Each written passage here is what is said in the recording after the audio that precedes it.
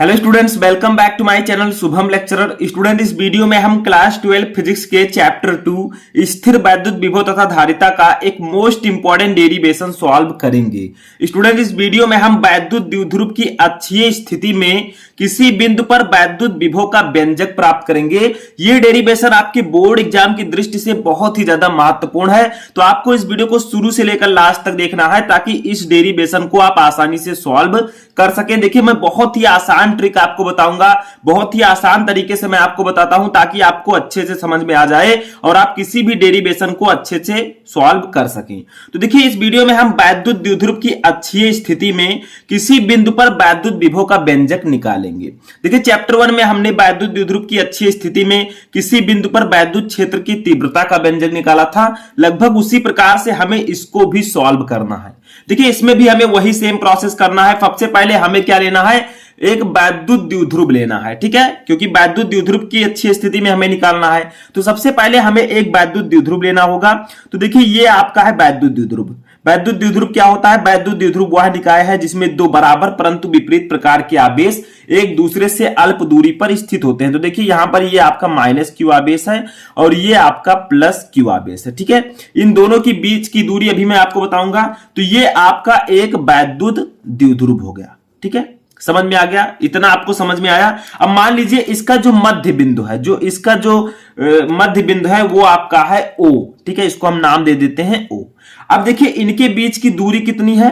तो इनकी जो टोटल दूरी है, देखिए टोटल दूरी यहां से लेकर यहां तक मैं ऊपर लिख देता हूं, ये कितनी है? ये आपका है 2l। टोटल दूरी जो है ये है 2l, ठीक है। यानी कि -q और +q आवेश के जो बीच की टोटल दूरी है वो 2l है। तो देखिए, मध्य बिंदु यहां पर -q से बिंदु O तक की दूरी कितनी होगी? क्योंकि ये मध्य बिंदु है तो ये आपका l होगा। और +q से O के बीच की दूरी कितनी होगी? ये भी आपका l होगा, ठीक है। तो यहां पर -q से O के बीच की दूरी कितनी है? ये आपका है स्मॉल l, क्योंकि 2l को हम l + l में डिवाइड कर सकते हैं। और यहां से यहां तक की दूरी कितनी है?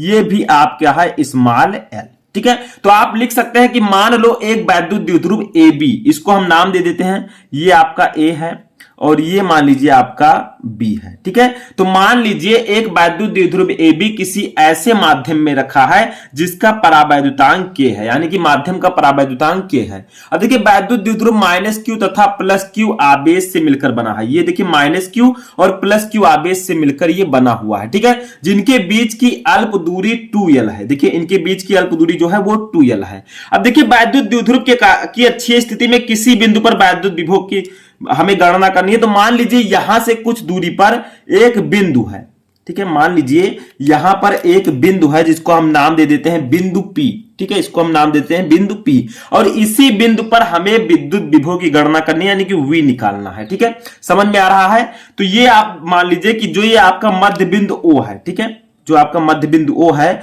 इससे r मीटर की दूरी पर, कितने मीटर की दूरी पर? मान लीजिए r मीटर की दूरी पर एक बिंदु P है, उस पर हमें विद्युत विभव निकालना है। इतना समझ में आ गया? बहुत ही सिंपल है, आपको सिर्फ धीरे धीरे सब कुछ समझना है, ठीक है। अब देखिए, यहां पर आपको क्या करना है, अब आपको +q से बिंदु P के बीच की दूरी निकालनी है और -q से बिंदु P के बीच की दूरी निकालनी है, क्योंकि जब हम इनके बीच की दूरी जानेंगे तभी हम फॉर्मूले की सहायता से विद्युत विभव निकाल पाएंगे, ठीक है। तो देखिए, यहां पर +q से बिंदु P के बीच की दूरी कितनी होगी बताइए? तो देखिए क्या होगी, देखिए यहां से P से बिंदु O के बीच की दूरी r है, ठीक है। तो P से बिंदु +q के बीच की दूरी कितनी होगी? r में से आपको l को घटा देना है, ठीक है। तो यह आपका हो जाएगा r - l, ठीक है। इतना हो गया, ये आपका +q से बिंदु P के बीच की दूरी। समझ में आ गया? क्योंकि वो से मध्य बिंदु से P के बीच की दूरी r है, तो +q से P के बीच की दूरी कितनी होगी? r - l, ये l को घटा देना है, ठीक है। अब अगर पूछा जाए कि -q से P के बीच की दूरी कितनी है, तो देखिए r में से l को जोड़ दीजिए, क्योंकि O से P के बीच की दूरी r है और O से -q के बीच की दूरी l है। तो r और l को जोड़ देंगे तो -q से P के बीच की दूरी आ जाएगी, ठीक है। तो यहां से हम लिखेंगे इनके बीच की दूरी, तो -q से बिंदु P के बीच की दूरी होगी r + l, ठीक है। कितना हो जाएगा? r + l। इतना समझ में आया कॉन्सेप्ट? आपको चित्र समझ गए तो सब कुछ समझ जाएंगे। देखिए, हमने एक वैद्युत द्विध्रुव लिया, जिसके बीच की दूरी 2l है, ठीक है। इसका मध्य बिंदु O है। अब मध्य बिंदु से r मीटर की दूरी पर एक बिंदु P है जिस पर हमें विद्युत विभव निकालना है, ठीक है। अब प्लस Q से P के बीच की दूरी क्या होगी, R में से हमें L घटा देना है और माइनस Q से P के बीच की दूरी R में L जोड़ देना है, ठीक है। अब चलिए हम निकालते हैं जो आपका व्यंजक है। चित्र आपको समझ में आ गया। अब सबसे पहले हम निकालेंगे प्लस Q आवेश के कारण बिंदु P पर वैद्युत विभव। तो लिखेंगे यहां पर प्लस Q आवेश के कारण, देखिए आप कुछ ऊपर लिख सकते हैं, मैं बोल देता हूं पहले, ठीक है। आप लोग लिख लीजिएगा कि माना एक वैद्युत द्विध्रुव AB किसी ऐसे माध्यम में रखा है जिसका परावैद्युतांक K है। वैद्युत द्विध्रुव माइनस Q तथा प्लस Q आवेश से मिलकर बना है, ठीक है। जिनके बीच की दूरी 2l है, देखिए इनके बीच की दूरी 2l है। अब आप लिखेंगे वैद्युत द्विध्रुव के मध्य बिंदु O से r मीटर की दूरी पर एक बिंदु P स्थित है जिस पर हमें वैद्युत विभव की गणना करनी है, ठीक है। अब देखिए यहां पर प्लस Q आवेश के कारण बिंदु P पर विद्युत विभव, बिंदु P पर वैद्युत विभव, ठीक है। तो यहां पर हमें क्या करना है, सबसे पहले यहां पर V या इसको हम V1 से डिनोट करेंगे क्योंकि यहां पर दो आपके एक प्लस Q एक माइनस Q दो आवेश है, तो दोनों के लिए हमें विभव ज्ञात करना है। तो यहां पर एक को V1 और एक को V2 से हम डिनोट करेंगे, ठीक है। तो V1 इक्वल टू आपका हो जाएगा 1/4πε0। देखिए बिंदु आवेश के कारण विद्युत विभव का एक फॉर्मूला मैंने आपको बताया था 1/4πε0। देखिए यहां पर परावैद्युतांक आपका K है तो इसको लिख देंगे, ठीक है। अब यहां पर प्लस Q आवेश के कारण आपको पहले निकालना है, ठीक है। तो प्लस Q आवेश के कारण निकालेंगे तो अब देखिए R माइनस L यहां पर है किसके, प्लस Q से P के बीच की दूरी, ठीक है। तो यहां पर हम इसी को रखेंगे R माइनस L को, क्योंकि हम प्लस Q आवेश के कारण बिंदु P पर वैद्युत विभव निकाल रहे हैं। तो प्लस Q आवेश से बिंदु P के बीच की दूरी R माइनस L है, तो यहां पर हम R माइनस L लिखेंगे, ठीक है। इतना समझ में अब आगे देखिए अब हम निकालेंगे माइनस Q आवेश के कारण बिंदु P पर विद्युत विभव। देखिए किसी बिंदु आवेश के कारण, ठीक है, किसी बिंदु आवेश के कारण किसी बिंदु पर विद्युत विभव का जो फॉर्मूला होता है वो होता है V इक्वल टू 1/4πε0 Q/R, ठीक है। लेकिन यहां पर R माइनस L है डिस्टेंस, तो हमने R माइनस L रखा है। अब चलिए लिखेंगे माइनस Q आवेश के कारण, माइनस Q आवेश के कारण बिंदु P पर वैद्युत विभव, ठीक है। जो माइनस Q आवेश के कारण बिंदु P पर वैद्युत विभव, ठीक है। अब इसको निकालेंगे, इसको कैसे निकालेंगे देखिए, इसको हम डिनोट करेंगे V2 से। तो V2 इक्वल टू आपका हो जाएगा 1/4πε0 K आपका ऐसे रहेगा। अब देखिए यहां पर आपका माइनस Q आवेश के कारण है, ठीक है। तो हम यहां पर माइनस Q रखेंगे, माइनस Q/R प्लस L। देखिए यहां पर माइनस Q से बिंदु P के बीच की दूरी R प्लस L है, तो हम यहां पर R प्लस L लिखेंगे, ठीक है। इतना समझ में आया, क्योंकि ये माइनस आवेश है तो यहां पर माइनस Q हम लिखेंगे। तो ये आपका हो गया। अब देखिए हम क्या करेंगे, हम जो है परिणामी वैद्युत विभव यहां पर निकालेंगे, यानी कि बिंदु P पर जो परिणामी वैद्युत विभव होगा वो क्या होगा, ठीक है। तो यहां पर लिखेंगे अतः बिंदु P पर परिणामी वैद्युत विभव, ठीक है। इसको कैसे निकालेंगे, तो हम लिखेंगे V इक्वल टू, दोनों विभव को हम जोड़ देंगे, जो परिणामी वैद्युत विभव है वो आ जाएगा V equal to V1 plus V2, ठीक है। दोनों को हमें जोड़ देना है। अब देखिए आपको क्या करना है, यहां पर V की वैल्यू आपको निकालनी है परिणामी विभव को। तो V1 की वैल्यू हम रखेंगे ये वाला, ठीक है। V1 और V2 इनकी वैल्यूज को यहां पर पुटअप कर देते हैं।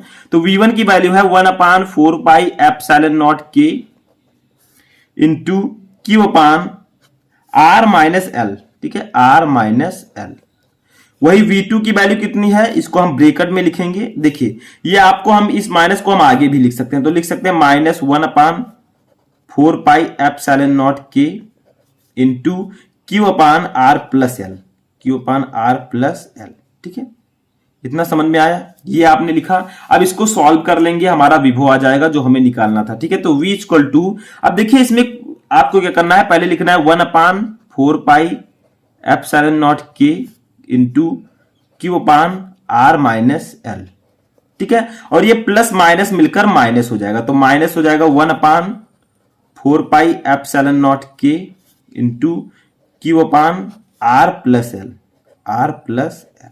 ठीक है, इतना आ गया। अब देखिए यहां पर हम क्या करेंगे, यहां पर एक चीज कॉमन है उसको हम कॉमन ले लेंगे, तो v इक्वल टू आपका हो जाएगा, देखिए 1/4πε0 के दोनों तरफ है, दोनों में है, तो हम इसको कॉमन ले लेंगे। ठीक है, तो 1/4πε0 के, अब ब्रेकेट में क्या बचा, ब्रेकेट में जो आपका बचेगा उसको हम ब्रेकेट में लिख देंगे, तो ब्रेकेट में आपका बचेगा 1 यहां पर हम क्यू भी कॉमन ले सकते हैं, देखिए क्यू, क्योंकि दोनों तरफ क्यू भी है। ठीक है, देखिए इधर भी क्यू है इधर भी क्यू है, तो क्यू को भी हमने कॉमन ले लिया, तो ब्रेकेट में आपका बचेगा 1/r minus L minus 1/r plus L. ठीक है, इतना बचा। अब चलिए इसी को हम सॉल्व कर लेते हैं। ठीक है,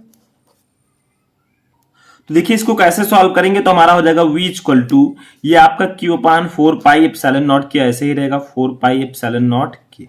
ठीक है, अब ब्रेकर में जो है इसको सॉल्व करते हैं। देखिए ब्रेकर में सॉल्व करेंगे तो ये आपका नीचे r minus L R plus L हो जाएगा, तो इसको लिखेंगे r माइनस एल और r प्लस एल। ठीक है, इतना तो समझ में आ रहा है। अब देखिए यहां पर r माइनस एल से r माइनस एल कैंसिल हो जाएगा, ऊपर आपका आ जाएगा r प्लस एल। ठीक है, फिर माइनस होगा, ये देखिए r प्लस एल से r plus L cancel, r minus L ऊपर हो जाएगा, तो ब्रेकेट में इसको लिखेंगे r माइनस एल। ठीक है, इतना समझ में आ गया। अब इसको सॉल्व कर लेंगे, तो देखिए कैसे सॉल्व करेंगे, v इक्वल टू आपका आ जाएगा q अपान 4πε0 के, q अपान 4πε0 के। अब देखिए इसमें क्या होगा, थोड़ा सा चेंजेस होगा, r प्लस एल। अब देखिए ये माइनस है आगे, तो जब आगे माइनस है ब्रेकेट में r माइनस एल है, तो आगे अगर आगे ऋण है यानी कि माइनस है, तो अंदर का चिन्ह बदल जाएगा, तो ये हो जाएगा आपका r प्लस एल। ठीक है, इतना समझ में आ गया। अपान देखिए r minus L into R plus L क्या होगा, देखिए आपने पढ़ा होगा a minus B into A plus B equal to होता है A square minus B square, तो वैसे यहां पर भी होगा r minus L into R plus L equal to R square minus L square. ठीक है, तो यहां पर हम लिख देंगे R square minus L square. ठीक है, इतना समझ में आ गया। अब यहां पर आपका r से r कैंसिल हो जाएगा, ऊपर क्या बचेगा उसको लिखते हैं। ठीक है, तो v इक्वल टू आपका हो जाएगा q अपान 4πε0 के इंटू यल और यल जुड़ जाएगा, ये हो जाएगा आपका 2l अपान r square minus L square. ठीक है, अब यहां पर एक काम हम और कर सकते हैं, क्या कर सकते हैं, v इक्वल टू हम लिख सकते हैं, इसको हम लिख सकते हैं 1/4πε0 के। अब इधर हम लिख सकते हैं q इंटू 2l अपान r square minus L square.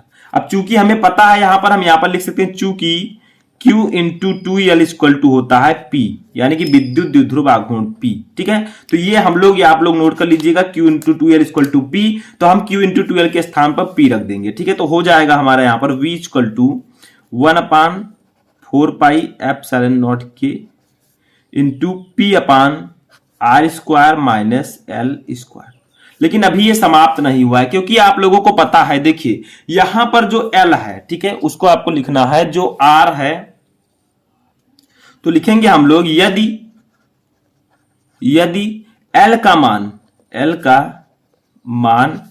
R की अपेक्षा बहुत कम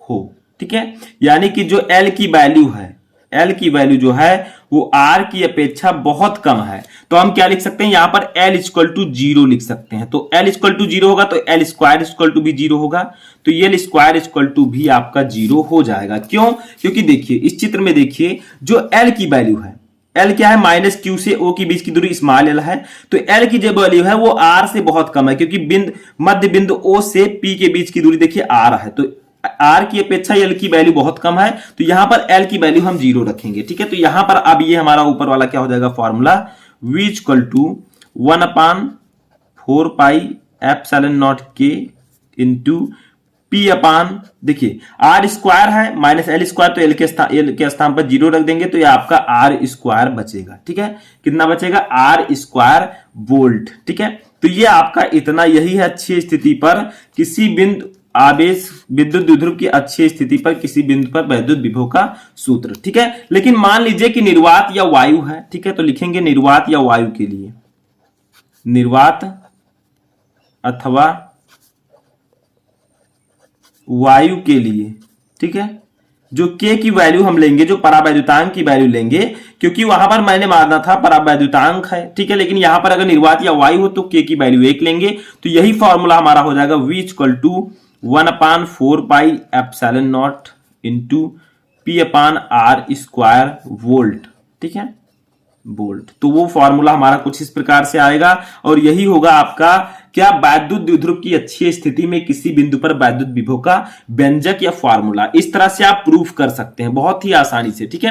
तो आई होप कि आपको पूरा समझ में आ चुका होगा कि हम वैद्युत द्विध्रुव की अच्छी स्थिति में किसी बिंदु पर वैद्युत विभव का व्यंजक कैसे प्राप्त करते हैं, ठीक है। तो जो हमारा नेक्स्ट वीडियो होगा वो होगा वैद्युत द्विध्रुव की निरक्षीय स्थिति में, ठीक है, किसी बिंदु पर वैद्युत विभव का जो व्यंजक है उसको हम निकालेंगे, ठीक है। तो चलिए हम मिलते हैं नेक्स्ट वीडियो में, तब तक आप लोग अपनी तैयारी करते रहें।